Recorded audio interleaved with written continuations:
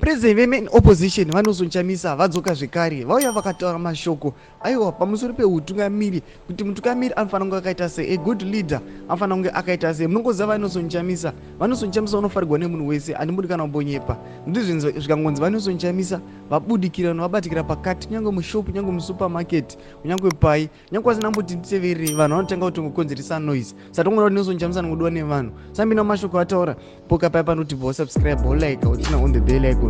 Anoyanyora achiti the leader is a servant not a master.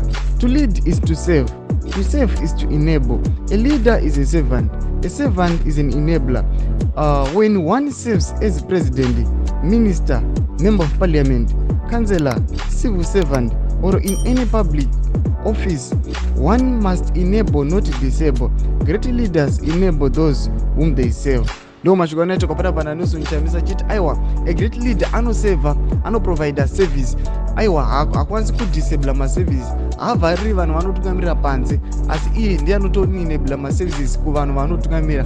Mashoko atagwana nozochamisa ndozati kutotaura kwaari kuita kudai so ari kutojunga mwoyo vamwe vanhu asi izvozvo hatinei nazvo. Tinei nemashoko atagwana nozochamisa ekubringa change munyika yeZimbabwe. Sachimbotiudzai mafungiro enyu noti kudii pamusoro pemashoko ake. Pinai mucomment section medu. Aiwa musakaona kusubscribe kulike nokutina on the bell icon. Tambochana mabdisi anokupa pano paZim News Live.